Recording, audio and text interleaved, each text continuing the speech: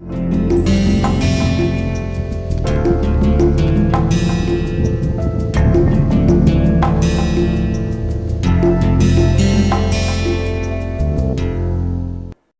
viewers to MOOC's online course on Introduction to Modern Western Art. Today's topic is Surrealism, and we have already mentioned that in some sense Surrealism is a continuation or a fallout of Dadaism, and the movement started in 1924. But before Surrealism as a movement actually started, way back in 1914-15, around that time, an artist in Italy called Giorgio de Chirico was producing certain paintings which already anticipated a surrealist approach to art, specifically to the subject matter, content, and also the composition of a painting. This is one such example of a painting by Chirico. The title itself is quite suggestive because it says Melancholy and Mystery of a Street. And it's no wonder that Chirico is considered to be the precursor of Surrealism. First of all, because he called his style as metaphysical, as an alternate reality or beyond the immediate reality.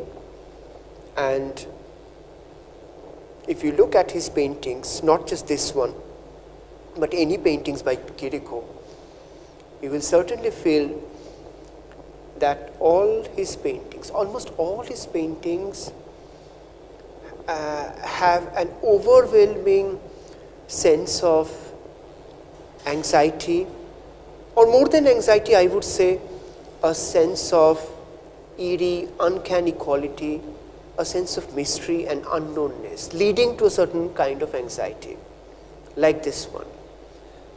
And a feeling of a world beyond our immediate perceived reality. Now, these are all elements which would find a lot of explorations, and which will certainly bloom in the Surrealist movement. So Chirico happens to be a role model for Surrealist painters for these very reasons. And when actually Surrealism started, when actually you look at this transition from Dadaism to Surrealism in 1924, and when you look at what the Surrealist leaders like André Breton, Louis Aragon, Paul Éluard, they were all the way they were conceiving the whole idea, the way they were articulating the Surrealist concept. It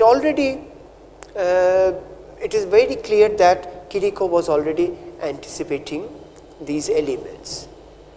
Now, as opposed to Dadaism, Surrealism was more productive rather than anarchic or nihilistic.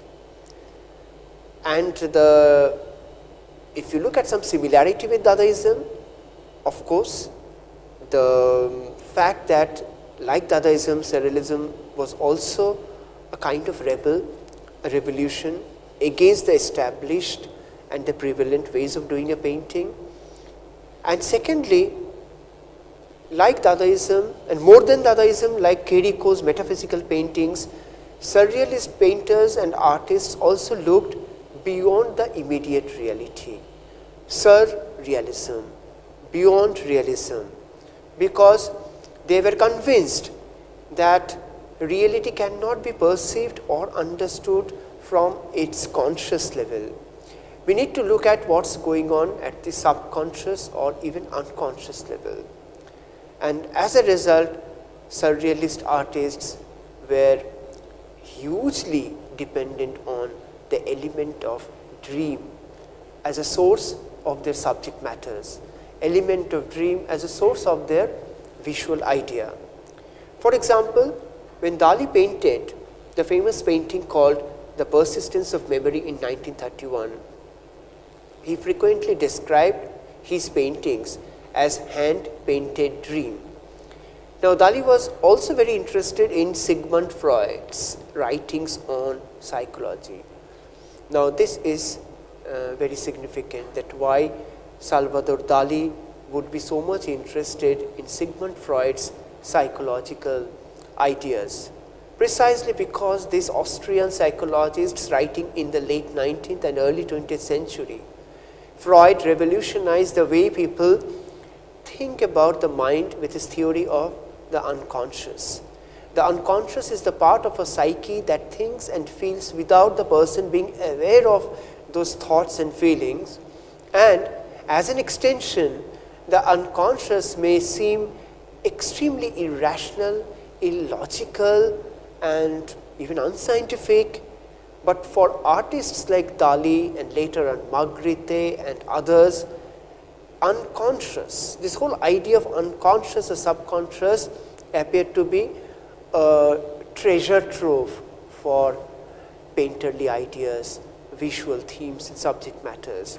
After all, if we follow Freud, he did say that dreams are coded messages from the unconscious, and surrealist artists were interested in what could be revealed by their dreams.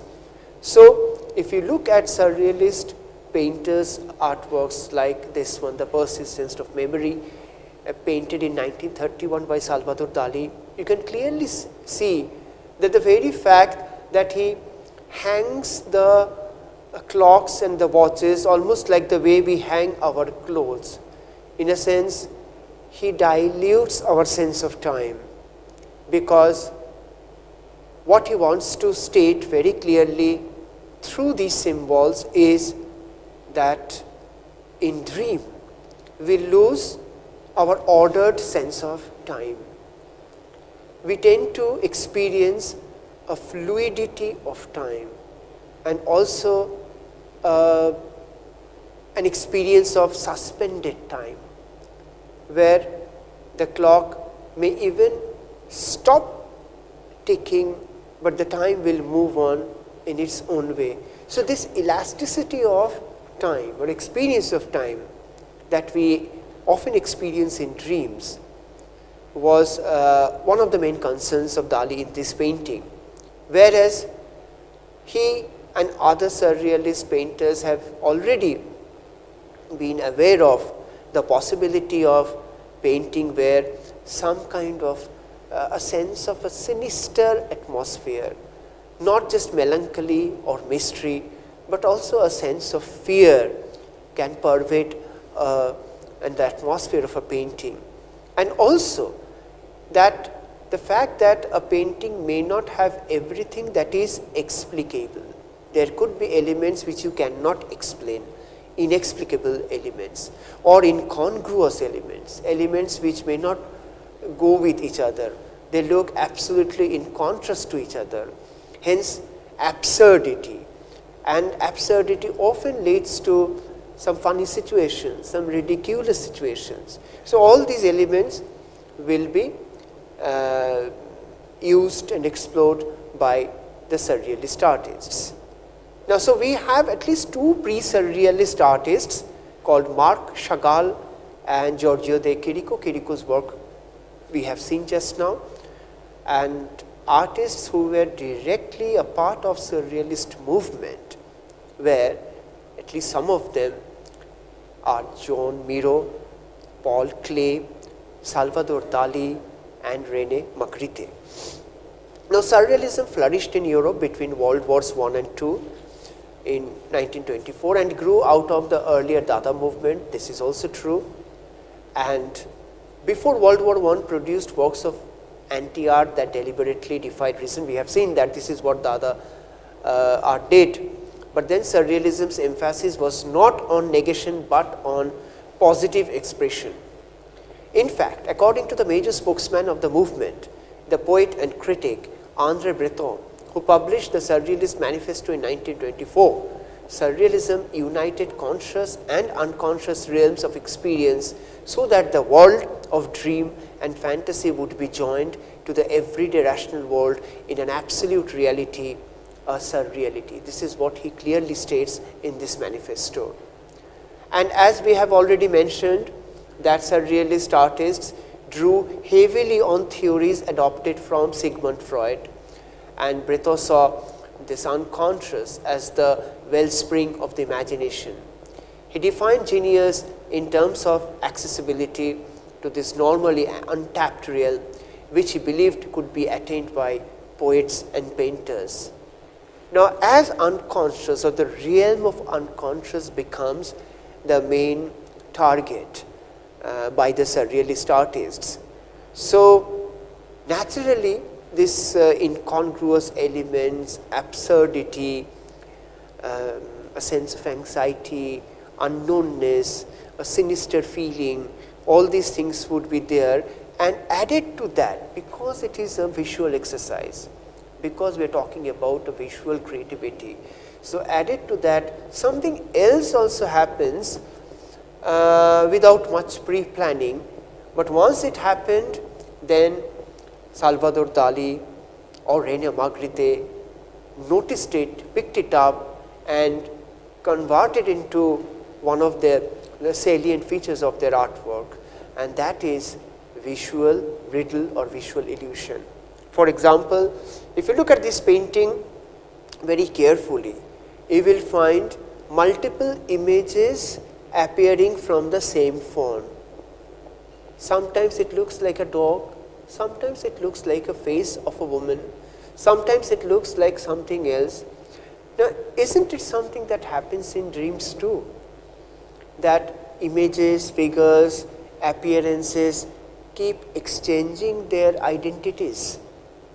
So, dream is about, apart from everything else, it is also about an element of confusion, where we get confused because of its absurdity. Appearances confuse us, and through his paintings, Dali, by invoking the subconscious, has always tried to confuse the viewers with rapidly changing and rapidly overlapping visual elements. Because after all, Surrealism was a style of art and literature that stressed the subconscious or non-rational, and Surrealist images emerged from the practice of automatism or through the exploitation of chance effects or unexpected juxtapositions as well. And this is also interesting because it talks about a certain kind of practice of art making or even literary practice, where the entire thing may not be preconceived. You allow the chance or accident to play a role, and if you're sharp enough, if you're alert enough, you'll pick that up and you'll try to retain. Because you see, they believe that even in our subconscious and dreams, there are plenty of chance elements and accidental elements that play a role and inform the experience. Then why not let that happen to our artwork as well? So Surrealism was not just an art movement, because it was a kind of philosophy that embraced literature, music, cinema, and popular culture. Now, Dali, obviously one of the most well-known artists of not only Surrealism but modern art in general. Now, Salvador Dali is obviously is often the first name we associate with Surrealism, but historically speaking, he did not join the movement until 1929, 5 years after its founding. But then again, he was kicked out of the movement in 1939 because of his fascist leanings. But anyways, Dali was something like an exhibitionist. He loved to gain publicity by shocking or provoking his critics. He spent the war years, World War II, in America, where he made a fortune working with advertisers and with Disney. Now, all said and done, Dali created some of the most wonderful, fascinating and magnificent artworks which truly upheld the notion of Surrealism. to a great extent, because Dali was able to not only conceive an image, a surrealist image, but he was one extremely skillful artist who was able to execute a surrealist image with a great amount of accuracy because of his very strong academic training. I mean, look at this painting called The Metamorphosis of Narcissus. Whatever might be the title suggesting, but when you begin to look at the painting and you keep staring at the painting for a long time, even before you realize, the painting begins to reveal itself to you gradually. It is like unfolding of a drama or unfolding of an experience that you had in your dreams, in your subconscious. Though in terms of its technical execution, every element that has been painted here has a crystal clear clarity. But as far as our cognitive connection or experience with this painting is concerned, nothing is revealing itself at once. It is all happening over a period of time, gradually. Gradually, you keep discovering the elements in the painting. You keep discovering how the elements in the painting are also exchanging their identities, overlapping with their identities. You keep discovering the even content of the painting the way you discover your subconscious.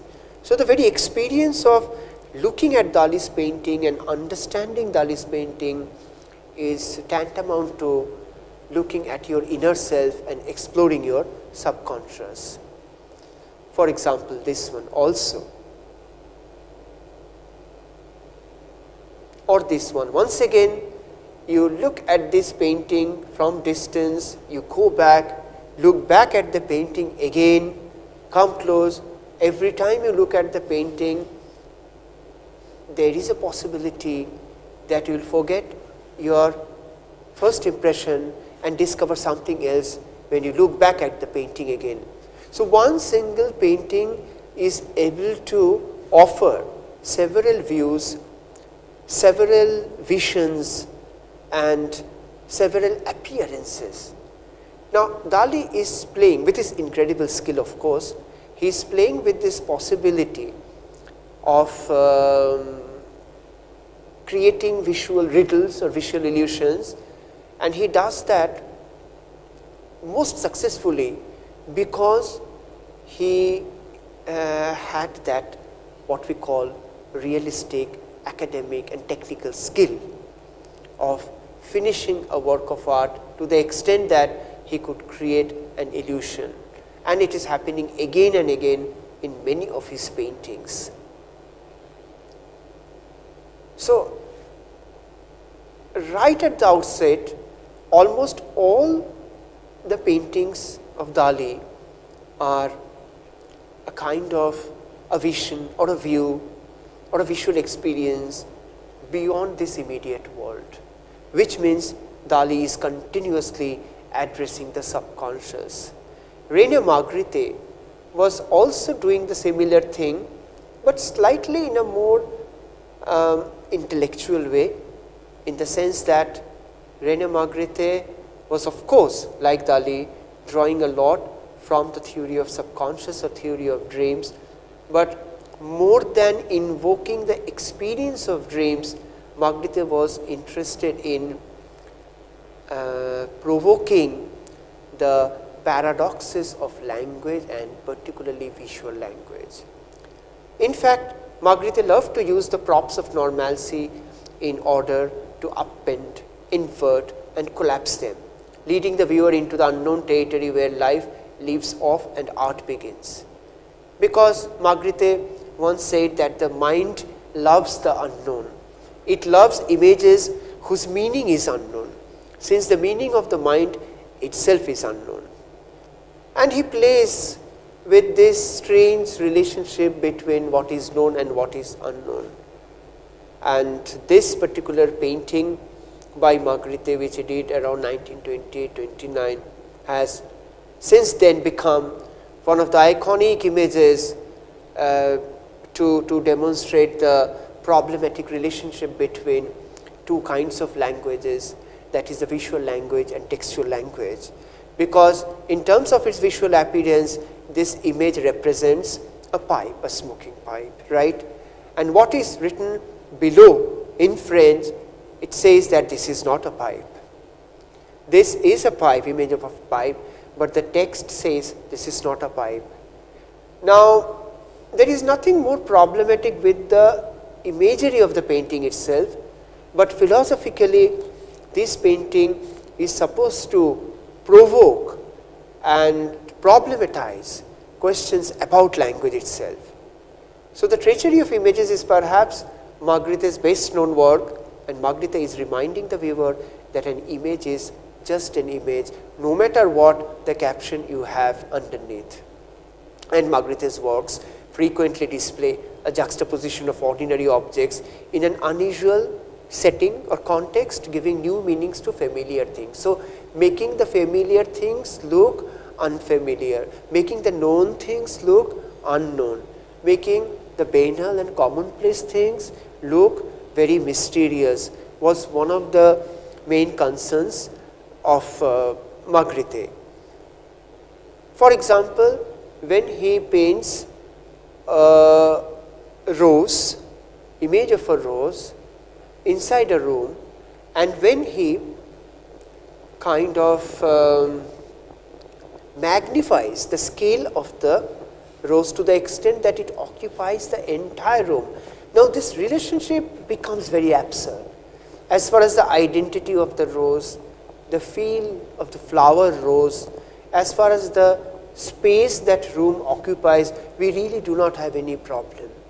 But the moment you see this incongruity, this absurdity, that you cannot have such a big rose inside a small room, either the room is too small or the rose is too big, either way it is improbable, impossible. It is this impossibility that Magritte is trying to evoke, the sense of impossibility. So, in fact, when you are looking at the eye of a person, what you are supposed to see is the eye. You are not supposed to see the sky inside the eye. So, hence Magritte calls this the false mirror. In fact, he was obsessed with the image of mirror, and he has done some more interesting paintings of mirror, where you can see that a person standing in front of the mirror, and what is usually expected is that you will be able to see your face, but instead you see your back on the mirror. Now, this is pretty unnerving and very scary, that you stand in front of a mirror and you will never be able to see your face, your front. A mirror is supposed to show your front, not your back. Now, so Magritte reverses the function of the mirror, and thus making the experience of looking at that painting very uncanny, like this one. When you look at the toes, it's a beautifully painted pair of feet. As you look up, you find a pair of boots. So, now which one is true? Is it a pair of boots or a pair of feet? It is a kind of a visual conundrum, a visual riddle, and this is where these paintings actually stay. They don't really offer a single solution. For example, this one. He plays with the scale and also creates an absurd relationship between the different objects by altering, changing and playing with the individual scale as well as relative scale in terms of their size and proportion. Now, this is what you are supposed to appreciate and study, what exactly is happening. Not that there is an immense amount of mystery, because Magritte's paintings in that sense are not narrative paintings. They don't tell you a story, but they evoke, or you can even say Magritte's paintings provoke you to think about the cognitive challenges, or to address the challenges that our habit of perception might often face when one encounters something like this. Yes, this is the mirror that I was talking about. You stand in front of the mirror, and instead of seeing your face or front, this is what you find. Your back is projected on the mirror. So he creates this impossibility by executing with an amount of skill and dexterity, which makes the image even more convincing for us. Or either it is a large-sized, giant-sized fruit, or a very miniature-sized room which holds the fruit, encapsulates the fruit. Apart from Dali and Magritte, we also have artists like Yves Tanguy. In his paintings, we do not find anything much recognizable as elements, either figures and objects or animals. But the space and the elements and the objects and the presence of light and cast shadow in his paintings evoke a sense of surreality. You almost tend to feel that you have been to this place, you know this place, but then the forms themselves are completely unknown to you, and then the space also looks otherworldly, not a part of your own general experience. Now, what sense do you make out of these paintings, either this or that? You actually cannot make any sense, really speaking.